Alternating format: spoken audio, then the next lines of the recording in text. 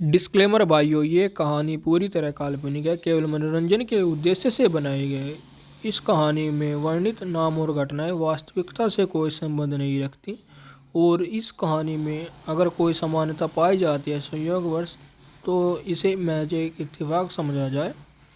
और ये कहानी आपको सुपर टॉप नॉवल चैनल पर ही मिलेगी। हम इस कहानी में आपको रोमांचक दुनिया और रहस्य से भरी घटनाएं, जादुई परिवेश और इसी तरह की कहानी के सैर पर आपको ले जाना चाहते हैं। तो इस कहानी को पूरा लास्ट तक सुने और इस कहानी का पूरा आनंद लें, और हमारे सुपर टॉप नॉवल चैनल को सब्सक्राइब करना ना भूलें। धन्यवाद। आप क्या कर रहे हो? उस क्षण फैली अराजकता के बीच एक मधुर, कोमल आवाज सुनाई दी। पीछे से दरवाजा खुला और उनके सामने एक आकर्षक आकृति प्रकट हुई। एल्विश ने उसे तुरंत पहचान लिया। वह आयनहोल्ड शहर के 3 सबसे प्रभावशाली परिवारों में से एक की मिस एवलिन के अलावा और कोई नहीं थी। एहम, एल्विश को खांसी आई और वह अचानक थोड़ा असहज सा दिखने लगा। हम बस एक मीटिंग कर रहे थे। हाँ, एक सामान्य मीटिंग, इससे ज्यादा कुछ नहीं। लेकिन माहौल के सामान्य होने से पहले ही गिरोह में शामिल हुए मंदबुद्धि सदस्यों में से एक बदलते माहौल को समझने में नाकाम रहा। उसे मार गिराओ, उसने जोर से चिल्लाया। सब कुछ ले लो।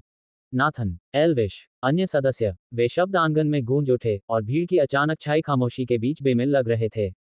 अपने सुअर जैसे दिखने वाले साथी खिलाड़ी को देखकर नाथन का चेहरा गुस्से से सिकुड़ गया।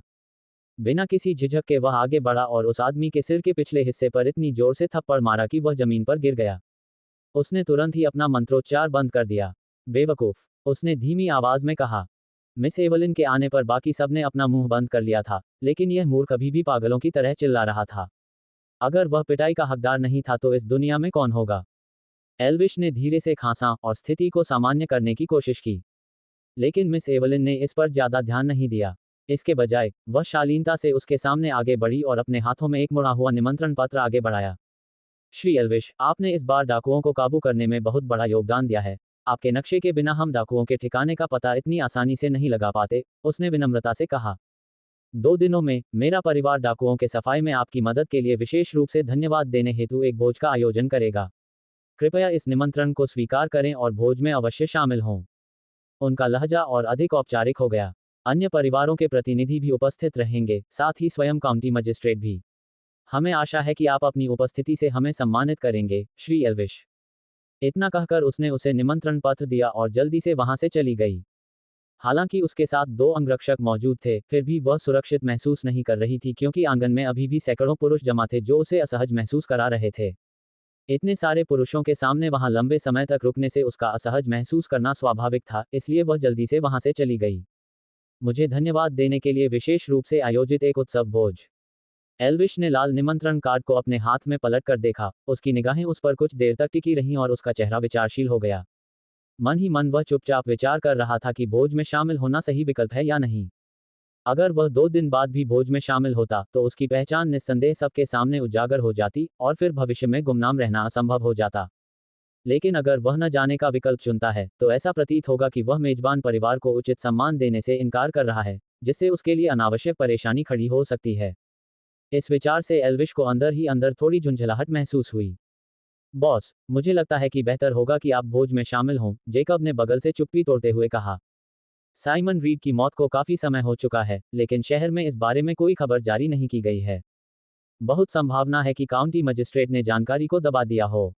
वह ऐसा क्यों करेगा? मुझे इसमें कुछ गड़बड़ लग रही है। मेरे विचार से, बॉस, अगर आप वहां मौजूद हो तो ज्यादा सुरक्षित होगा। एल्विश ने सहमति में धीरे से सिर हिलाया। आखिरकार, आयनहोल्ड शहर में पुलिस का कप्तान होना पहले से ही एक बहुत ही महत्वपूर्ण पद था, जिसमें काफी प्रभाव और अधिकार निहित थे। तार्किक रूप से देखा जाए तो साइमन जैसे किसी व्यक्ति की अचानक मृत्यु से जनता का काफी ध्यान आकर्षित होना चाहिए था और आम लोगों के बीच हलचल मच जानी चाहिए थी। लेकिन हैरानी की बात यह थी कि उसके बारे में कोई खबर नहीं थी, यहां तक कि गलियों में भी उसके बारे में कोई कानाफूसी नहीं थी। मानो वह कभी वहां था ही नहीं। इसका केवल एक ही अर्थ हो सकता है कि काउंटी मजिस्ट्रेट ने स्वयं जानबूझकर इस खबर को फैलने से रोका था। ये बात ही एल्विश को मजिस्ट्रेट के इरादे पर संदेह करने के लिए काफी थी। अंत में एल्विश ने कहा, हम इंतजार करो और देखो कि रणनीति अपनाएंगे। जब मुझे लगेगा कि समय सही है, तब मैं जाने का फैसला करूंगा। आखिरकार, मैं एल्विश ऐसा व्यक्ति नहीं हूं जिसे कोई भी यूं ही आमंत्रित कर ले। ये कहते ही उनके चेहरे पर हल्की सी मुस्कान फैल गई। उसे हंसते देख आसपास खड़े अन्य लोग भी हंसने लगे और एल्विश के प्रति उनकी प्रशंसा और भी गहरी हो गई। उस ओर देखो। उनका बॉस इतना शांत, निर्णायक और आत्मविश्वासी था कि उसने आयनहोल्ड शहर के नगर मजिस्ट्रेट के निमंत्रण को इस तरह लिया मानो ये पूरी तरह से उसके मूड पर निर्भर करता हो कि वह उपस्थित होगा या नहीं। गिरोह का नेतृत्व करते समय एक नेता के पास वास्तव में यही शक्ति होनी चाहिए। इसी क्षण नाथन एल्विश के कानों के और करीब झुक गया और अपनी आवाज इतनी धीमी कर ली कि केवल एल्विश ही उसकी आवाज सुन सके। भाई एल्विश, मैंने सुना है कि काउंटी मजिस्ट्रेट के उस विदेशी जौहरी से संबंध है जिससे मेरी बहन ने पहले जैद के कंगन खरीदे थे। यदि आपको भोज में उनसे बात करने का मौका मिले तो शायद आपको पता चल सके कि वह जौहरी दोबारा आयनहोल्ड सिटी कब आएगा। उन शब्दों को सुनकर एल्विश की आंखों में हल्की सी चमक आ गई। नाथन जिस जौहरी की बात कर रहा था वह कोई और नहीं बल्कि वही विदेशी व्यापारी था जिसने कभी लूसी को उच्च गुणवत्ता वाला जैद का कंगन बेचा था। वही कंगन जिसे उन्होंने आधुनिक दुनिया में $15 लाख की आसमान छूती कीमत पर बेचा था। उन्होंने तुरंत श्री मेहरा को खरीद लिया। अगर वह भोज में उस व्यक्ति के बारे में और अधिक जान पाता और शायद ये पता लगा पाता कि वह आयनहोल्ड शहर कब लौट सकता है। यह विचार ही एल्विश की कल्पना को बेकाबू करने के लिए काफी था और उसके दिमाग में पहले से ही कई विचार आने लगे थे। भाई एल्विश, मैंने तुम्हारे लिए कुछ खाना बनाया है। उस आवाज ने एल्विश को उसकी दिवास्वप्न की अवस्था से जगा दिया। उसने मुड़कर देखा तो पाया कि लूसी रसोई से बाहर आ रही है। उसके हाथ में वे व्यंजन थे जो उसने उनके लिए तैयार किए थे और एल्विश उसे देखते ही तुरंत भोजन के लिए उसके पास चला गया। अब तक नाथन को इस दिनचर्या को हर दिन देखने की आदत हो चुकी थी, क्योंकि वह अक्सर वाइपर सिंडिकेट के सदस्यों को वापस आंगन में लाता था और लूसी द्वारा तैयार किया गया भोजन एक परिचित दृश्य बन गया था। लेकिन आज उसे कुछ ठीक नहीं लग रहा था। उसे लग रहा था कि उसकी बहन कुछ ज्यादा ही चमक रही है। बहन, मुझे पता है क्यों, लेकिन मुझे लगता है कि पिछली बार जब मैंने तुम्हें देखा था तब से तुम थोड़ी बदल गई हो। नाथन ने अपने चेहरे पर उलझन भरे भाव के साथ अपना सिर खुजाते हुए कहा। हालांकि वह ठीक ठीक ये नहीं बता सका कि आज उसमें क्या अलग था, लेकिन पहले की तुलना में उसमें कुछ असामान्य सा लग रहा था। हालांकि वह ये भी ठीक से नहीं समझा सका कि वह क्या था। क्या अलग है? शर्म से लूसी के गाल तुरंत लाल हो गए और उसने उसे तीखी चेतावनी भरी निगाहों से देखा। ऐसा लगता है जैसे तुम बन गए हो।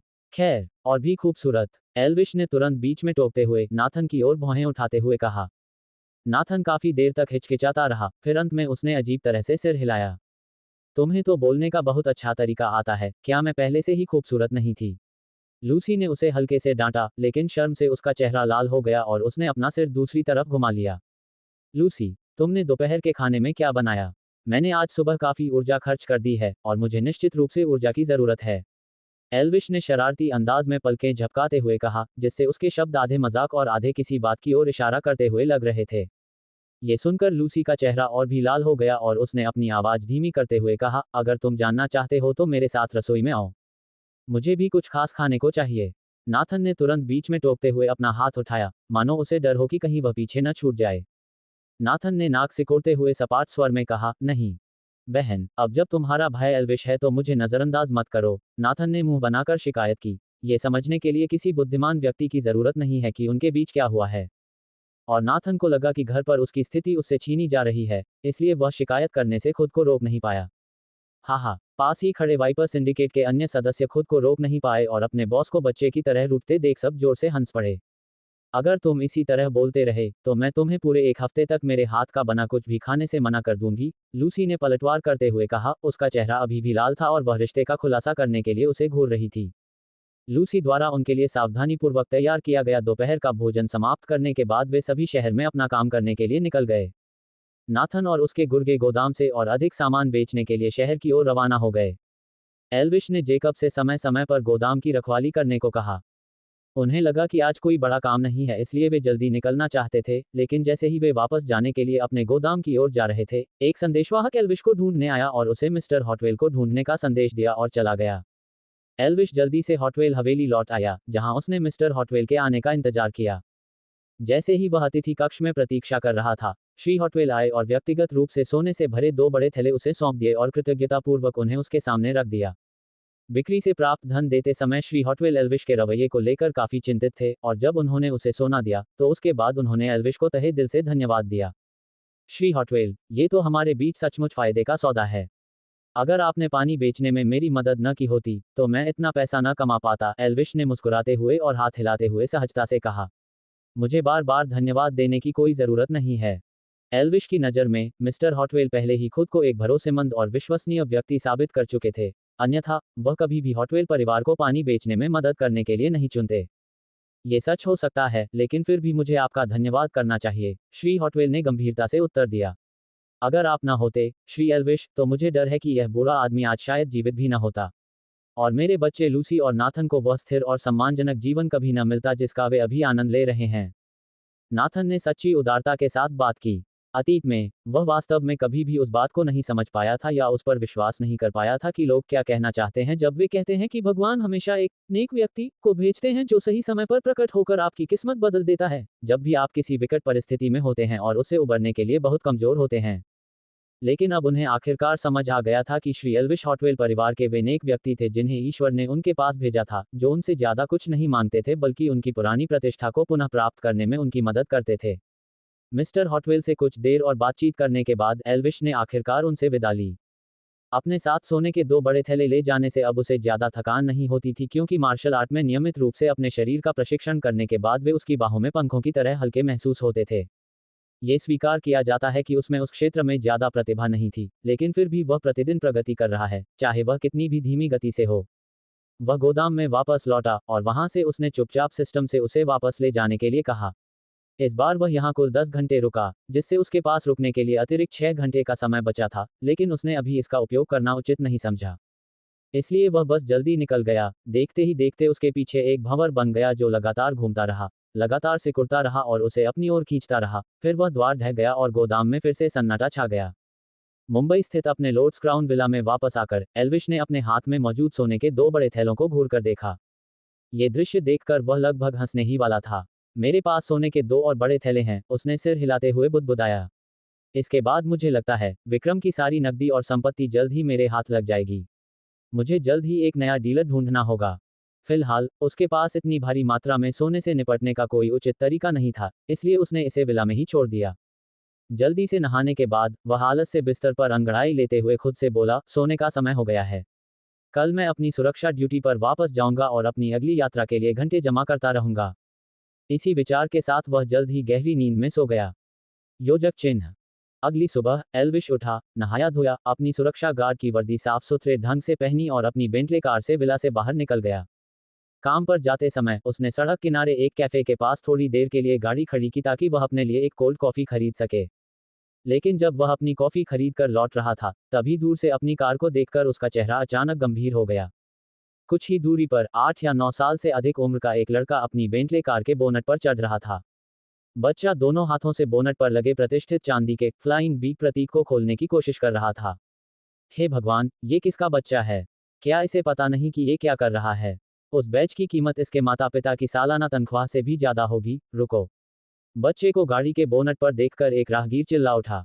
इस शरारती बच्चे को ठीक से अनुशासन नहीं सिखाया गया होगा। अगर उसके माता पिता उसे अभी देखते, तो वे निश्चित रूप से बहुत क्रोधित होते, एक अन्य राहगीर ने परिणामों के बारे में सोचते हुए सिर हिलाते हुए कहा। सड़क पर मौजूद लोग लड़के की इस साहसी हरकत को देखकर दंग रह गए।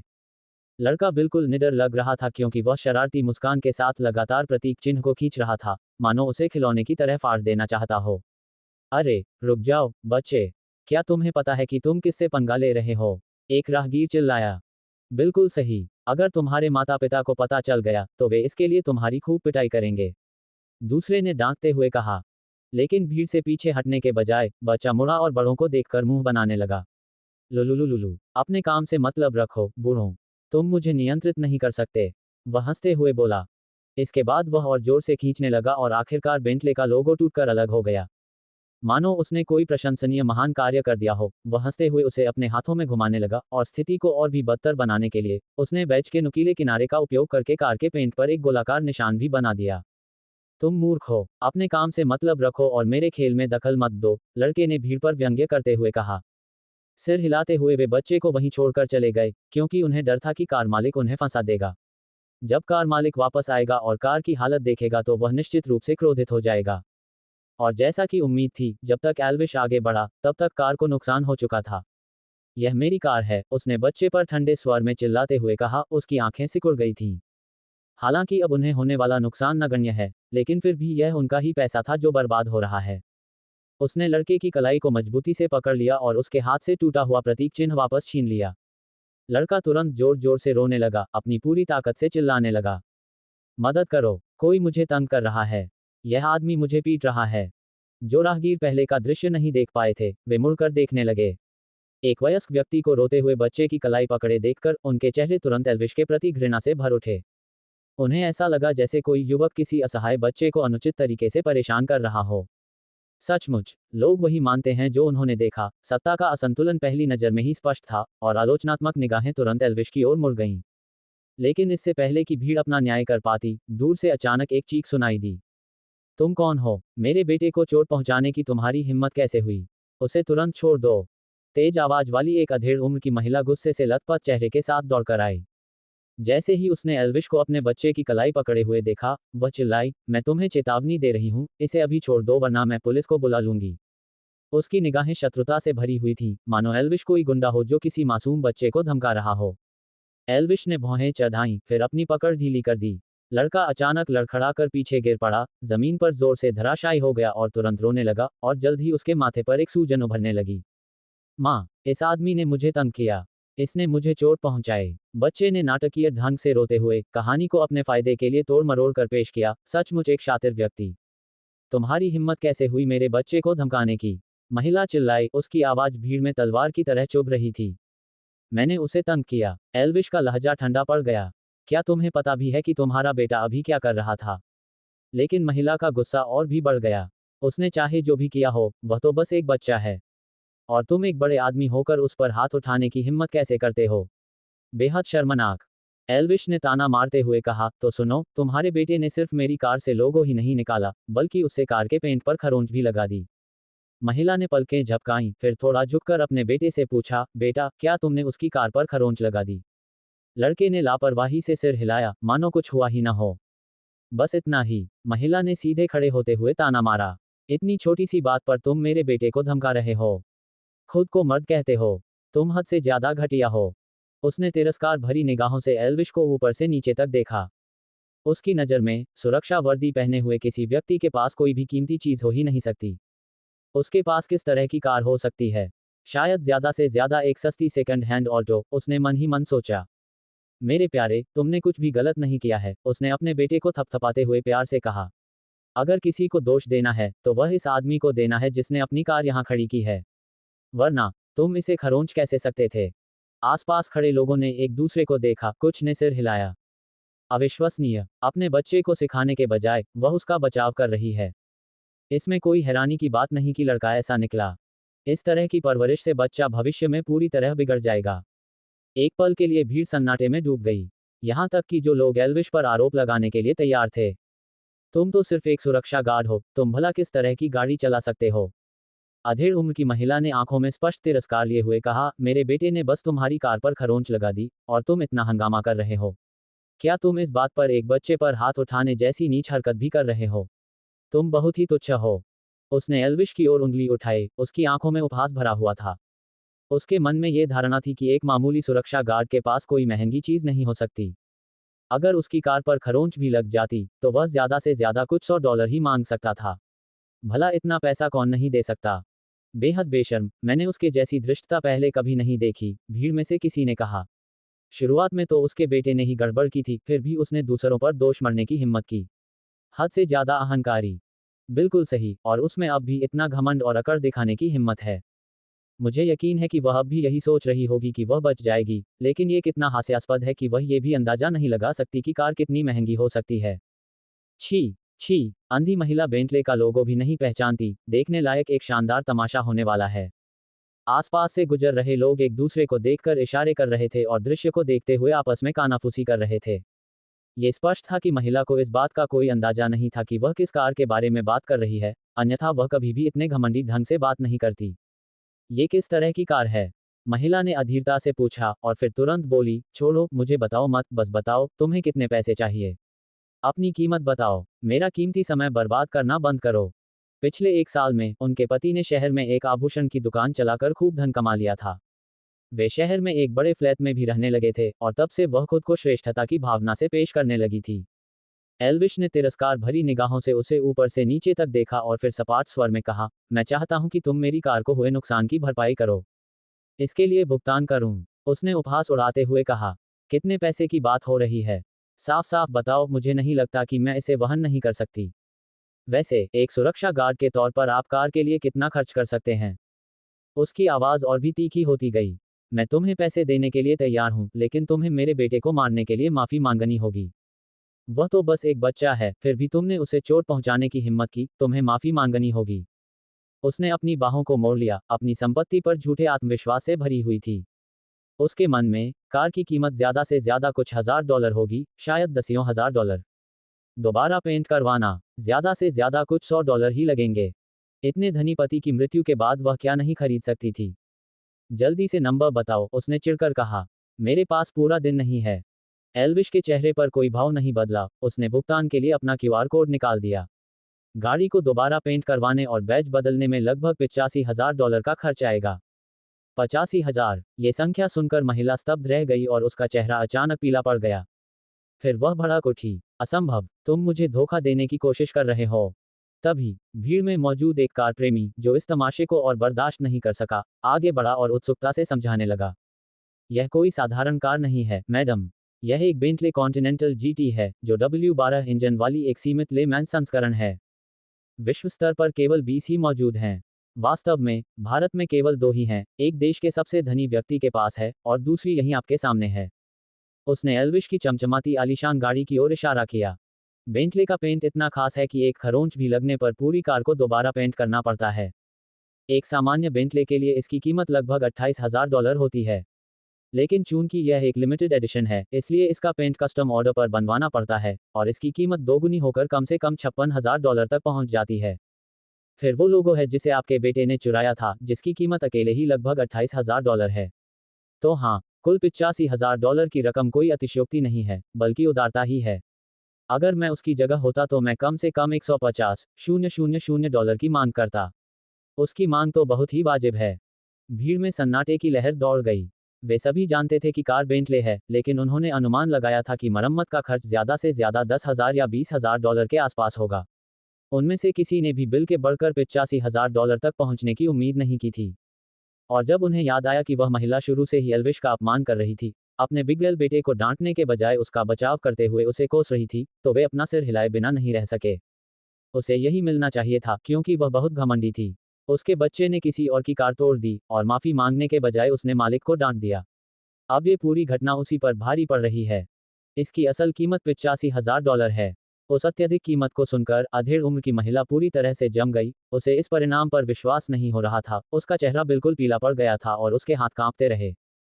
$85,000। उसके पति ने अपना पूरा जीवन मुश्किल से $150,000 से भी कम की बचत करने में बिताया था और उसका आधे से अधिक हिस्सा पल भर में धुआं बनकर उड़ जाएगा।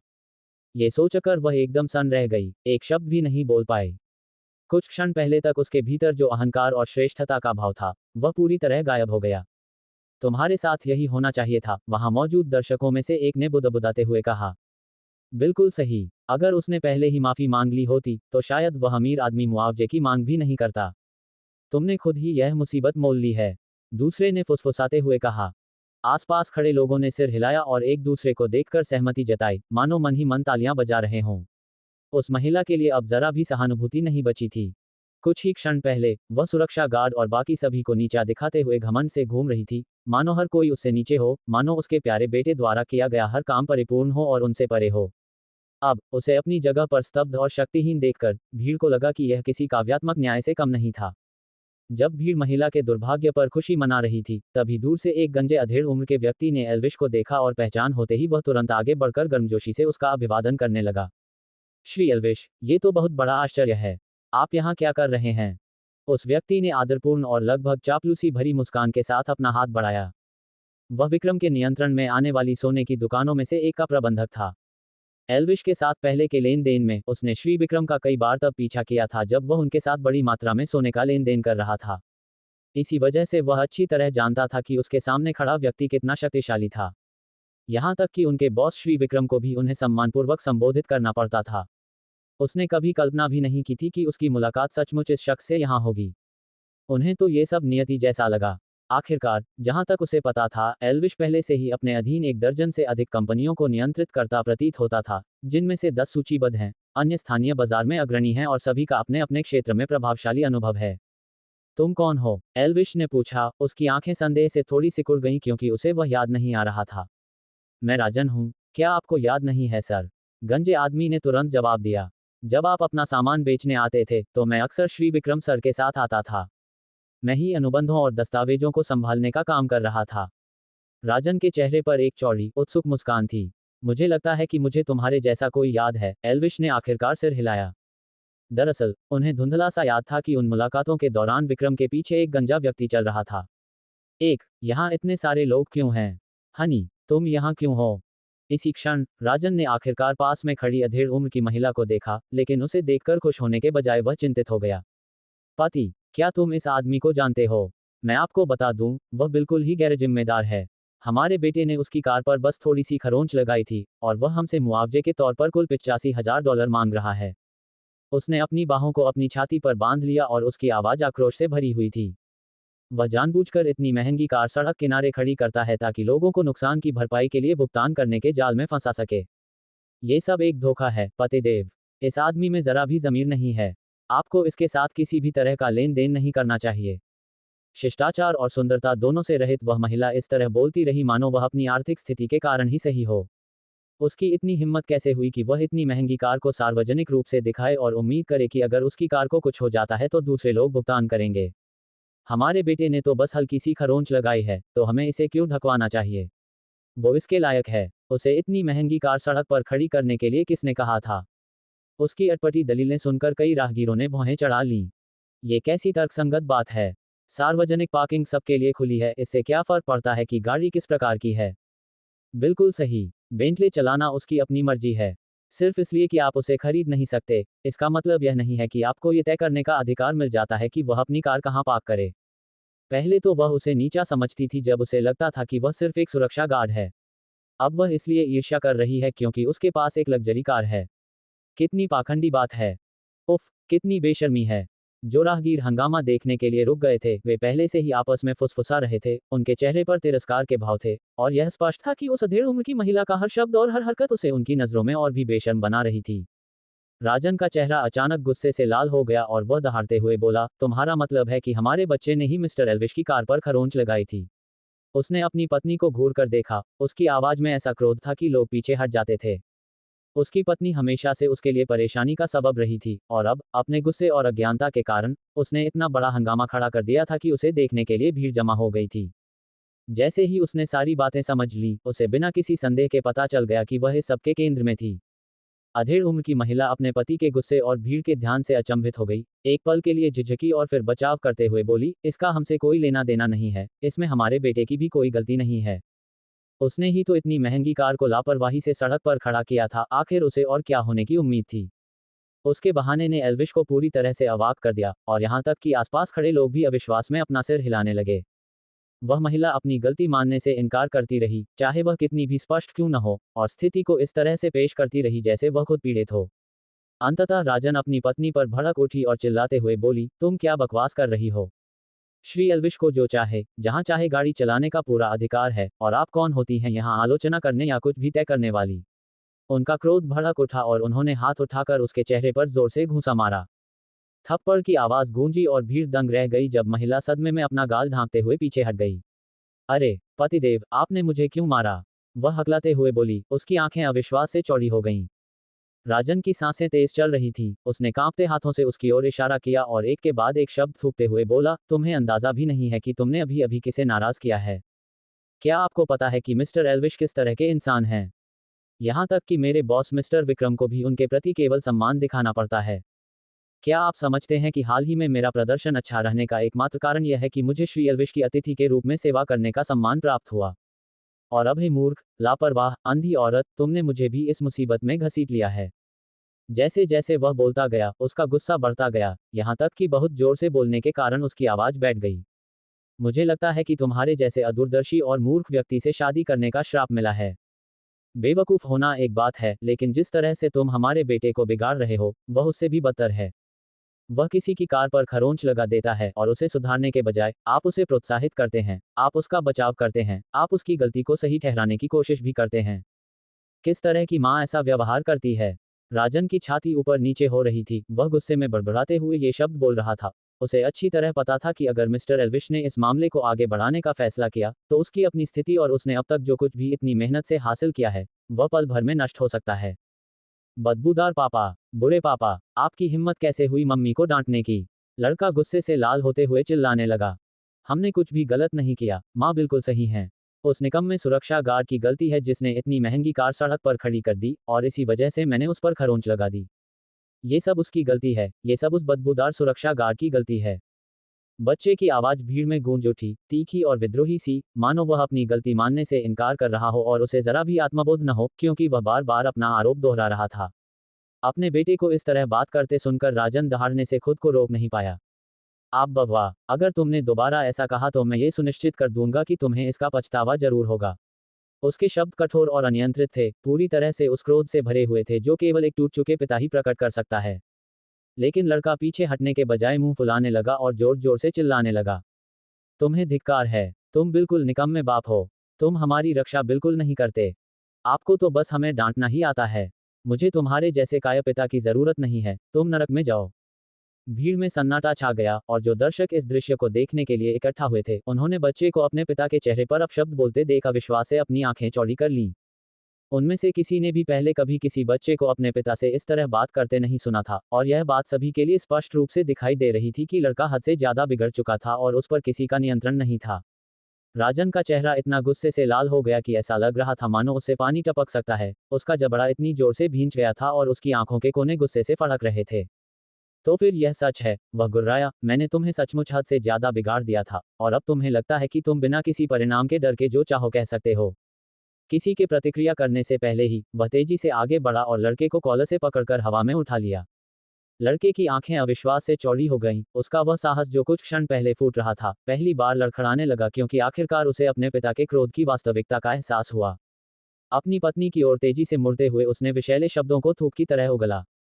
देखो तुमने हमारे बेटे के साथ क्या किया है। ये सब तुम्हारी करतूत है। तुमने तो बस एक निर्लज और कानून तोड़ने वाले बच्चे को पाला है और अब इसे ध्यान से देखो, क्या ये वही बेटा है जो तुमने मुझे 10 साल पहले दिया था? महिला ने हस्तक्षेप करने की कोशिश की, घबराहट से उसकी आवाज तीखी होने लगी। वह अभी भी बच्चा है, पति। उसने चाहे कुछ भी किया हो, वह तो बस एक बच्चा है, आप ऐसा नहीं कर सकते। उसकी विनती एक जोरदार थप्पड़ से दब गई, जो एक बार फिर उसके गाल पर पड़ा और उसे पल भर में चुप करा दिया। बच्चा, क्या तुम इसे बच्चा कहते हो? राजन ने जोर से चिल्लाते हुए कहा, उसकी आवाज भीड़ की फुसफुसाहट के ऊपर गूंज रही थी। सिर्फ इसलिए कि वह जवान है, क्या वह अपने पिता को गाली दे सकता है, दूसरों की संपत्ति को नुकसान पहुंचा सकता है और सोच सकता है कि उसे कोई परिणाम भुगतने नहीं पड़ेंगे? हिम्मत मत करना वहां खड़े होकर उसके लिए बहाने बनाने की। उसने गुस्से से भरी निगाहों से उसे घूरा, उसका सीना सिर्फ गुस्से से फूल रहा था और गुर्राते हुए बोला, अगर तुमने और कुछ कहने की हिम्मत की तो जाओ अपने लिए कोई दूसरा पति ढूंढ लो, अगर इसे ही तुम बेटे का पालन पोषण कहती हो।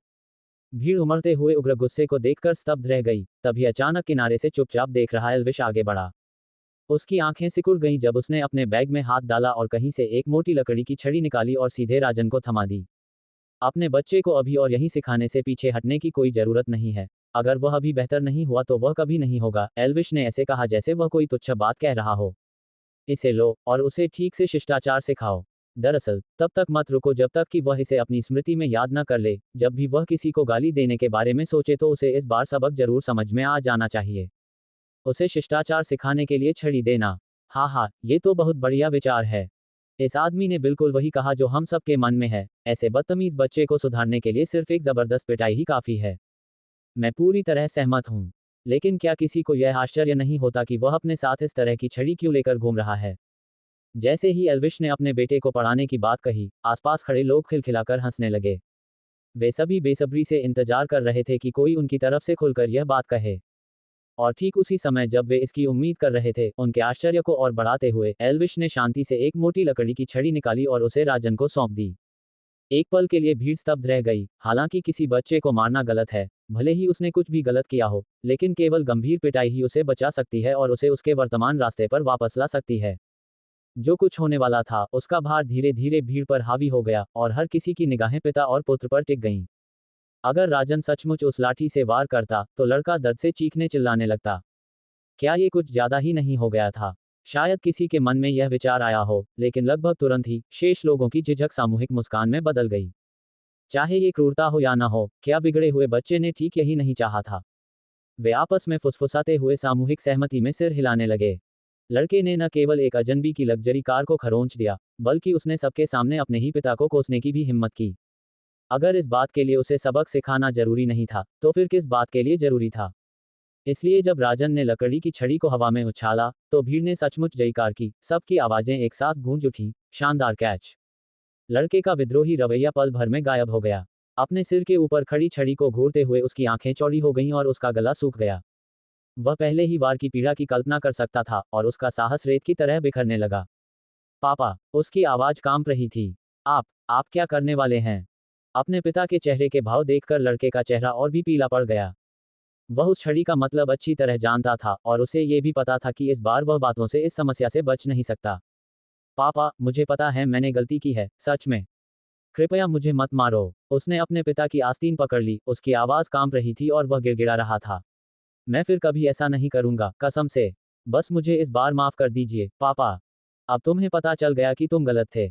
अब तुम्हें दया की भीख मांगना आ गया है। राजन की आवाज गुस्से से कांप रही थी, उसकी छाती ऊपर नीचे हो रही थी। लेकिन अब बहुत देर हो चुकी है। उसने अपने बेटे को घूर कर देखा, फिर थोड़ा सा मुड़ा मानो वह एल्विश के साथ साथ भीड़ से भी बात कर रहा हो। चूंकि तुमने कुछ गलत किया है, इसलिए तुम्हें इसकी कीमत चुकानी होगी। मैंने भले ही तुम्हारे पालन पोषण में कभी हिस्सा न लिया हो, लेकिन फिर भी मैं दोषी हूं क्योंकि मैंने तुम्हारे शिष्टाचार को विकसित नहीं किया और तुम्हें बहुत ज्यादा बिगाड़ दिया।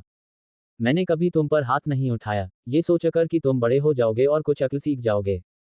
लेकिन मैं गलत था। अनुशासनहीन छोड़ा गया बच्चा केवल बिगड़ता ही जाएगा और इस विफलता की जिम्मेदारी मेरी है।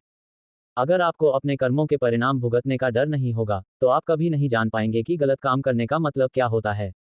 मैंने पहले ही माफी मांग ली है और फिर भी तुम मुझे मारना चाहते हो। लड़के ने कोई रास्ता न देखकर चिल्लाते हुए जवाब दिया, उसका चेहरा एक बार फिर अवज्ञा से भर आया था। तुम मेरे पिता बनने के लायक नहीं हो। मुझे कोई और पिता चाहिए। अगर तुमने मुझे मारने की हिम्मत की तो मैं तुम्हें फिर कभी पिता नहीं कहूंगी।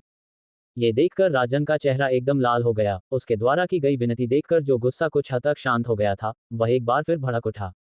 अरे छोटे बदमाश, भूल जाओ, देखते हैं आज मैं तुम्हें सबक सिखा पाता हूं या नहीं। बिना कुछ और कहे उसने लड़के को पलट दिया और उसकी पीठ पर एक जोरदार थप्पड़ मारा। जैसे ही वह ध्वनि हवा में गूंजी, दर्द से लड़के का चेहरा तुरंत विकृत हो गया। वाह, वह चीख उठा, अपनी पीठ को पकड़ते हुए क्योंकि जलन उसकी पीठ पर फैल रही थी। उसकी आंखों में आंसू भर आए, उसका अहंकार धीरे धीरे चकनाचूर होने लगा। पिताजी, मैं गलत था, मैं सचमुच गलत था। पूरी भीड़ के सामने रोते हुए उसकी आवाज सिसकियों में बदल गई। अब दया की भीख मांगने का कोई फायदा नहीं। अभी थोड़ी देर पहले आप क्या कर रहे थे? मुझे धमकी दे रहे हो? क्या तुम मुझे कभी पिता नहीं कहोगे? क्या आप मिस्टर कार्टर के साथ कोई शरारत कर रहे हैं? पता नहीं तुम बड़े हो जाओगे तो क्या मुझ पर हाथ उठाने की हिम्मत भी करोगे? नहीं, इससे पहले कि यह विचार तुम्हारे मन में आए, मैं इसे तुम्हारे दिमाग से निकाल दूंगा।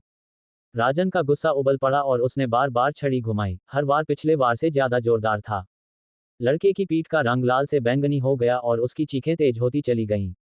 पिताजी, मुझसे गलती हो गई, कृपया मुझे बख्श दीजिए। लड़का बुरी तरह से सिसक रहा था, डर से कांप रहा था। उसे लग रहा था कि अगर उसके पिता ऐसा करते रहे तो वे सचमुच उसे पीट पीट कर मार डालेंगे। लेकिन राजन रुकने का नाम नहीं ले रहा था। लाठी बार बार चल रही थी, उसकी हताशा केवल वारों को और बढ़ा रही थी। मैं दोबारा ऐसा करने की हिम्मत नहीं करूंगा। बिल्कुल नहीं, कृपया मुझे मारना बंद करो, पिताजी। वह बिगड़ा हुआ बच्चा, जो कुछ देर पहले तक अहंकारी और अवज्ञाकारी था, अब तब तक रोता रहा जब तक उसकी आवाज नहीं टूट गई। उसके शब्द हताशा से भरे हुए थे। वहां से गुजर रहे लोग ये दृश्य देखकर दंग रह गए, लेकिन उनके चेहरों पर सहानुभूति का कोई भाव नहीं था। इसके बजाय भीड़ में सहमति की फुसफुसाहट फैल गई और जल्द ही कुछ लोग खुलकर चिल्लाने भी लगे। शाबाश, एल्विश ने पीछे से राजन का हौसला बढ़ाते हुए कहा, उसे ठीक से सिखाओ वरना वह कभी नहीं सीखेगा। शाबाश भाई, तुम तो खूब मजे कर रहे हो, है ना? एक राहगीर ने यह बात जोर से कहे बिना नहीं रह सका। क्या तुमने पहले कभी शैतान देखा है? एक राहगीर ने अपने दोस्त से मजाक करते हुए कहा। नहीं, लेकिन अब मैंने कर लिया है, उसके दोस्त ने बिना किसी झिझक के कहा और दूर खड़े एल्विश को घूरने लगा। आखिरकार, क्या यह एल्विश ही नहीं था जिसने लापरवाही से राजन को छड़ी थमा दी थी? उसके बिना आज यह मारपीट इतनी आगे नहीं बढ़ पाती। माँ, कृपया आकर मुझे बचाओ, लड़के ने अंततः हताशा में चीखते हुए कहा। मुझे पीट पीट कर मार डाला जा रहा है। अपने प्यारे बेटे को बचाओ। उसकी आंखों से आंसू बह रहे थे और वह अपनी माँ की ओर देख रहा था, इस उम्मीद में कि वह हस्तक्षेप करेगी। अपने बेटे के रोने की आवाज सुनकर अधेड़ उम्र की महिला का दिल दहल गया। पतिदेव, वह तो बस एक बच्चा है। आप उसे इस तरह क्यों पीट रहे हैं? क्या आप उसे जान से मारना चाहते हैं? अभी के अभी रुक जाए। वह तेजी से आगे बढ़ी और राजन के हाथ से छड़ी छीनने की कोशिश करने लगी। अब भी तुम उसे बच्चा कहने की हिम्मत करती हो? राजन ने भयंकर क्रोध से उसे घूर कर देखा। वह तो अभी प्राथमिक विद्यालय में है। और देखो वह किस तरह से व्यवहार कर रहा है, कानूनहीन, अहंकारी, किसी का सम्मान नहीं करता। ये सब तुम्हारी गलती है। तुमने उसे हद से ज्यादा बिगाड़ दिया और अब वो हमारे लिए शर्मिंदगी का कारण बन गया है। उसकी आवाज और भी ठंडी हो गई। मैं तुम्हें एक बार चेतावनी दे रहा हूं। अगर आज तुमने मेरे रास्ते में आने की हिम्मत की तो कल मैं सीधे अदालत जाकर तलाक का केस दायर कर दूंगा। मैं तुम्हें कुछ भी नहीं छोड़ूंगा। तलाक शब्द सुनते ही वह महिला वहीं जम सी गई। वह महज एक गृहिणी थी। उसके पास कोई कार्य अनुभव नहीं था, कोई आमदनी नहीं थी और कहने को कोई खास हुनर भी नहीं था। अगर वह उसे छोड़ देता तो उसके पास कम वेतन वाली फैक्ट्री की नौकरी करने के अलावा कोई विकल्प नहीं बचता, जिसमें उसे बहुत कम पैसों के लिए कड़ी मेहनत करनी पड़ती। उससे शादी करने के बाद से वह सुखमय जीवन जी रही थी, उसने कभी कोई कठिनाई नहीं देखी थी।